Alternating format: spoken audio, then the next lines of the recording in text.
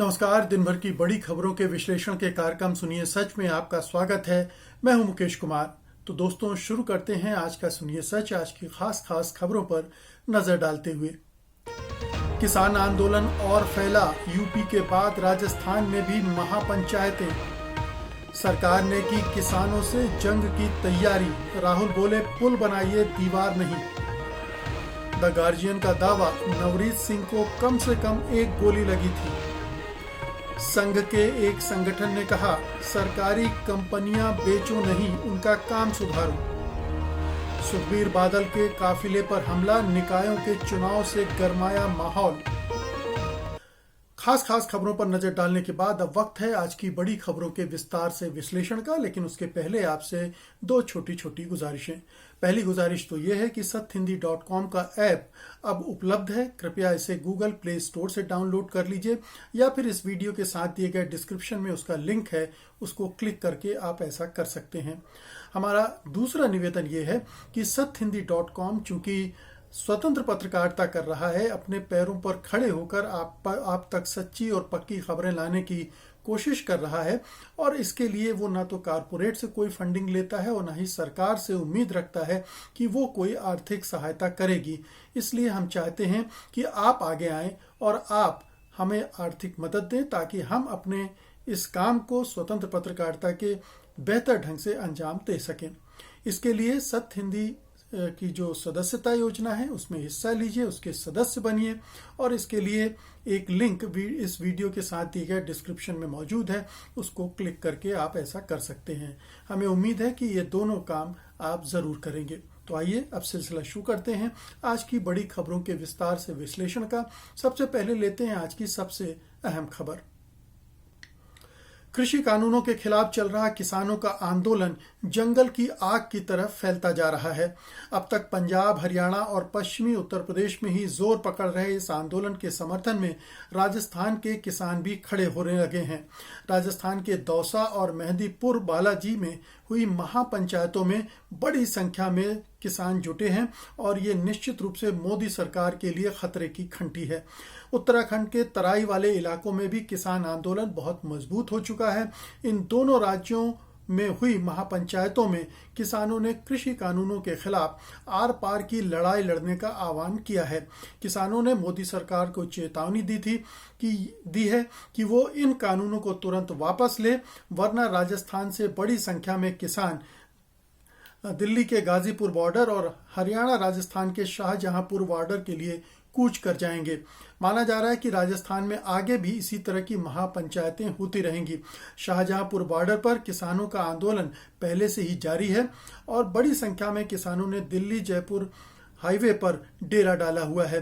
राजस्थान की इन महापंचायतों में किसानों को राजनीतिक दलों के अलावा छात्र नेताओं का भी समर्थन मिल रहा है और उन्होंने कहा है कि दिल्ली के किसान आंदोलन को और भी मजबूत किया जाएगा। यहाँ बताना जरूरी होगा कि किसान आंदोलन के कारण राजस्थान की सियासत पहले से ही गर्म है। जाट बेल्ट में खासा असर रखने वाले नागौर के सांसद हनुमान बेनीवाल कृषि कानूनों को लेकर ही एनडीए का साथ छोड़ चुके हैं।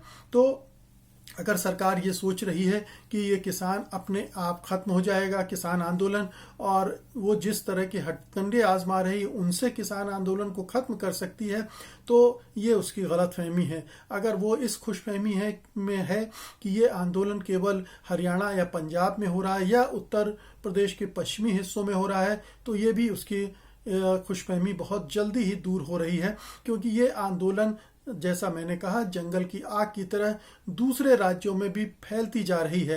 राजस्थान में फैल चुकी है, उत्तराखंड में फैल चुकी है, पर उत्तर प्रदेश के भी पश्चिमी इलाकों से अब धीरे धीरे मध्य और पूर्वी इलाकों की तरफ बढ़ रही है। बिहार में भी इसके तेज होने के आसार हैं। महाराष्ट्र से बार बार ये खबरें आ रही कि वहाँ ये आंदोलन मजबूत हो रहा है। तो इस तरह आप देखें कि पूरा उत्तर भारत और पश्चिमी भारत में भी ये आंदोलन तेज होता जा रहा है। एक गुजरात को छोड़ दें जहां पर बीजेपी की और नरेंद्र मोदी और अमित शाह की सरकार है, तो वहां पर शायद वो नियंत्रण करने की कोशिश करेगी, लेकिन कब तक ये आग वहां भी पहुंचेगी और वहां भी किसान मोर्चे पर तैनात होने के लिए निकल पड़ेंगे। तो किसानों के दमन का जो रास्ता सरकार ने अख्तियार किया है, कहीं ऐसा तो नहीं है कि वो उल्टा पड़ने जा रहा है। आइए अब अगली खबर का रुख करते हैं। सरकार किसानों के आंदोलन को रोकने के लिए अब हर हथकंडा आजमा रही है। उसने सिंगू, टिकरी, गाजीपुर बॉर्डर पर कटीले तारों, बैरिकेडिंग और सड़क पर कीले तक ठोक दी हैं।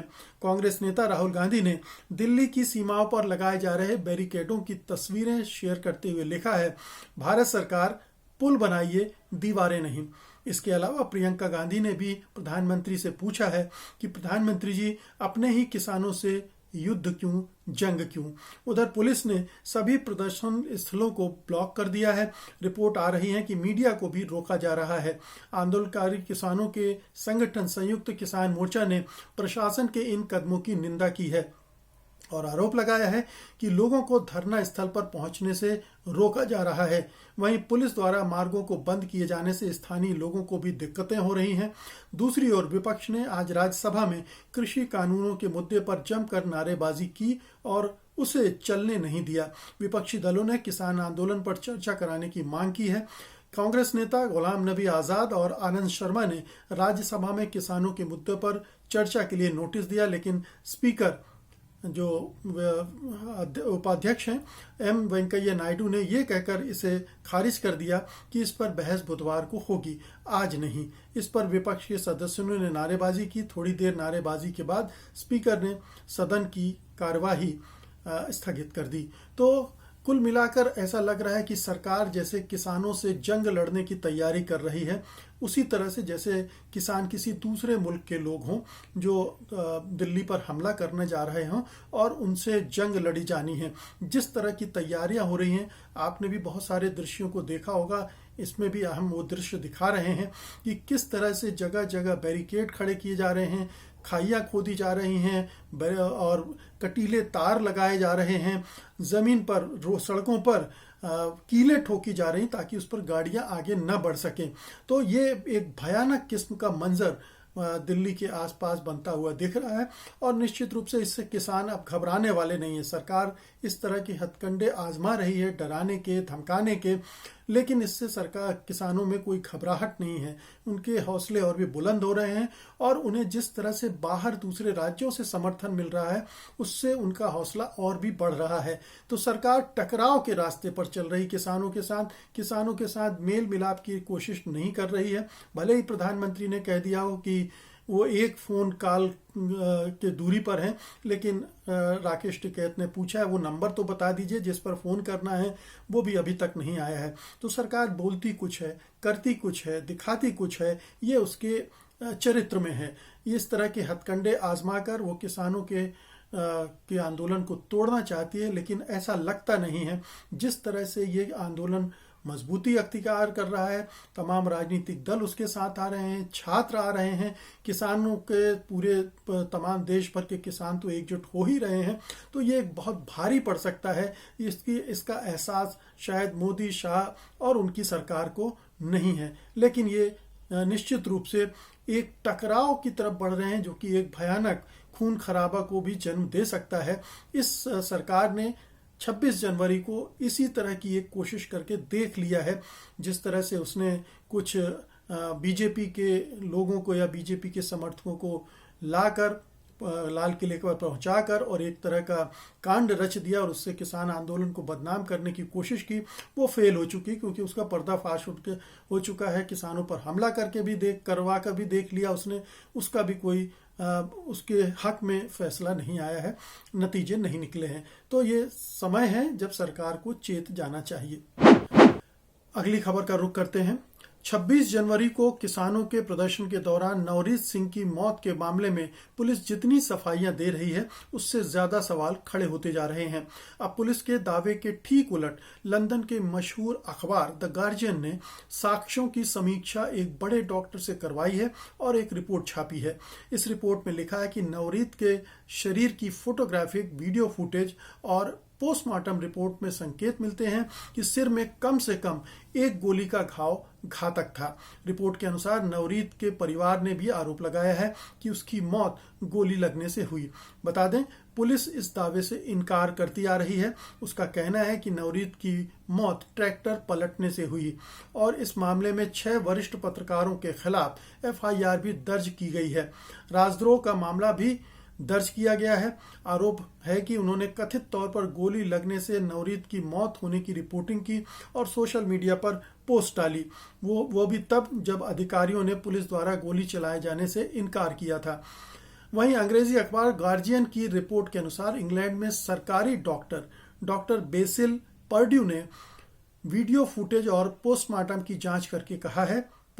रिपोर्ट की जांच करके कहा है कि मैं कहूंगा कि ये एक बंदूक की गोली का घाव है, संभवतः 2, जब तक अन्यथा साबित न हो जाए। उन्होंने कहा कि यह बहुत ही अविश्वसनीय है कि नवरीत ट्रैक्टर पलटने से मरे।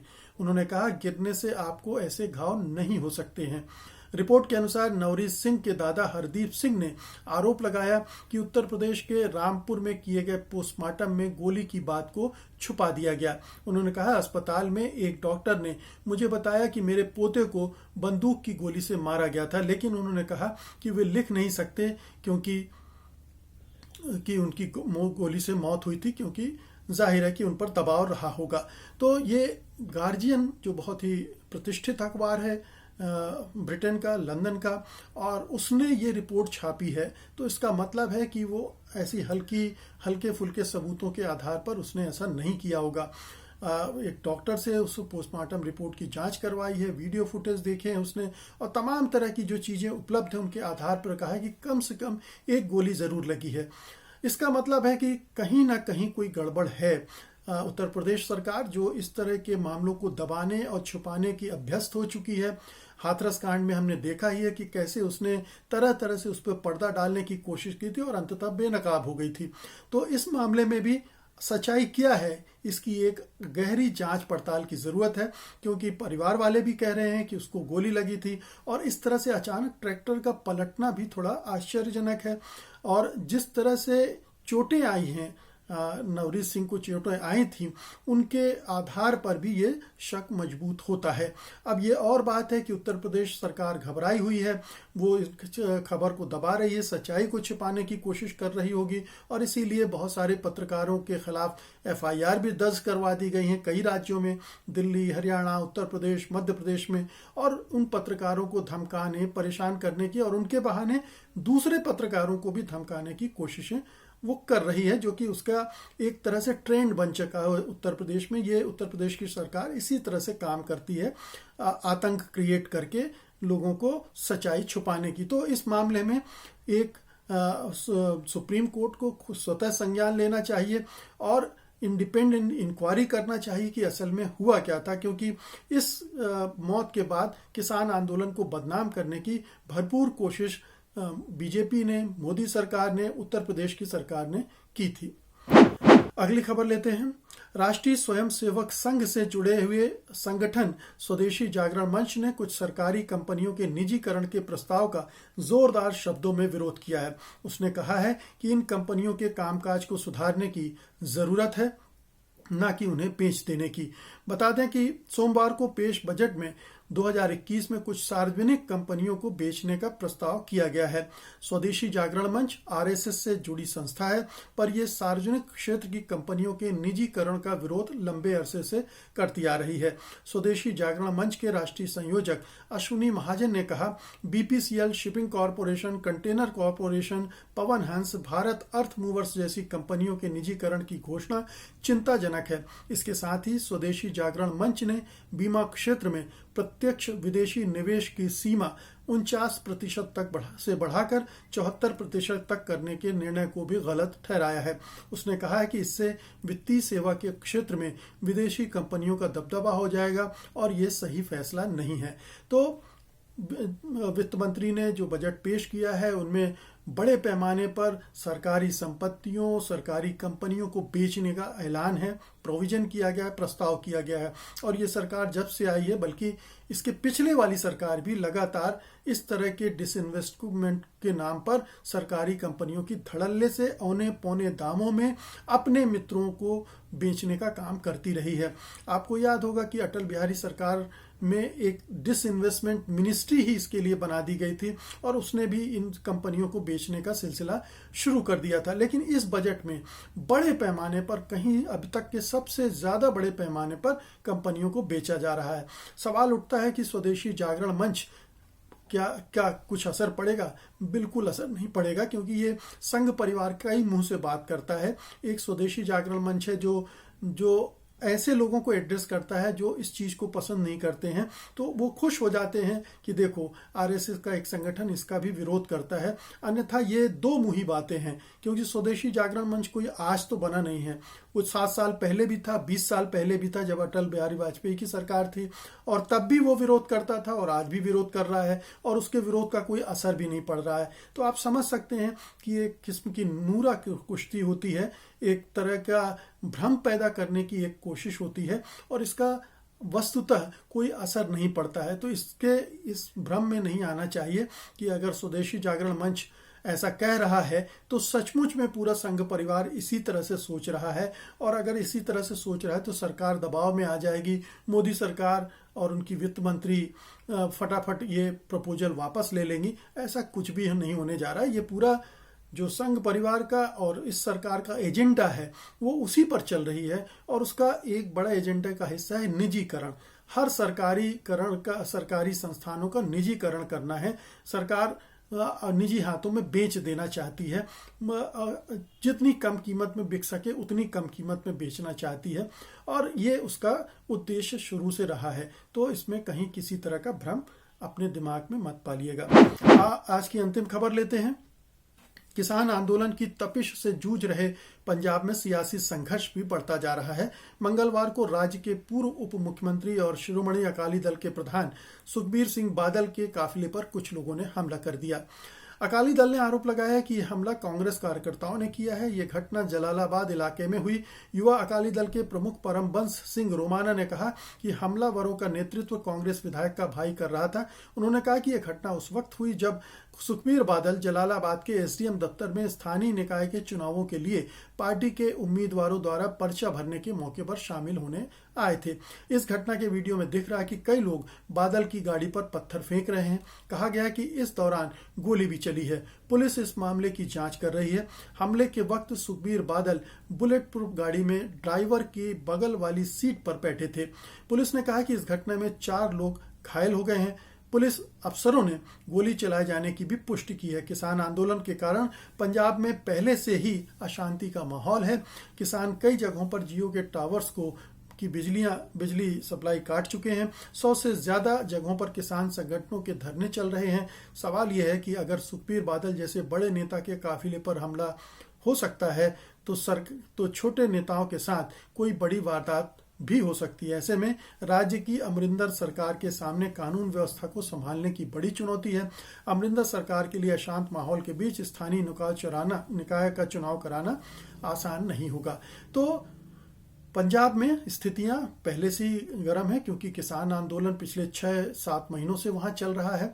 तो माहौल में उत्तेजना है और उसमें स्थानीय निकायों के चुनाव होने हैं, और उसको लेकर दोनों पार्टियों के जो मुख्य दल हैं उनके बीच टकराव हो रहा है। अब वो टकराव हिंसक रूप ले रहा है। ये खतरनाक बात है, क्योंकि अकाली दल में एक टेंडेंसी हिंसा की शुरू से रही है, और उसमें एक अतिवादी एलिमेंट रहा है, उग्रवादी एलिमेंट रहा है, जो कि खालिस्तानियों का भी समर्थन करता रहा है।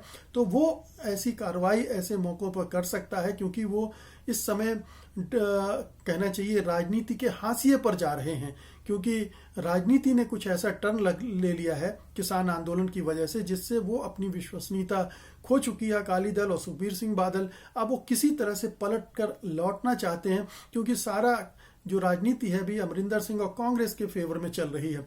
तो हो सकता है कि वहां हिंसा हो, कानून व्यवस्था की हालत को बिगाड़ा जाए, और फिर अमरिंदर सिंह को कटघरे में खड़ा करके चुनाव जीतने की एक कोशिश की जाए। अभी वहां चुनाव भी होने हैं।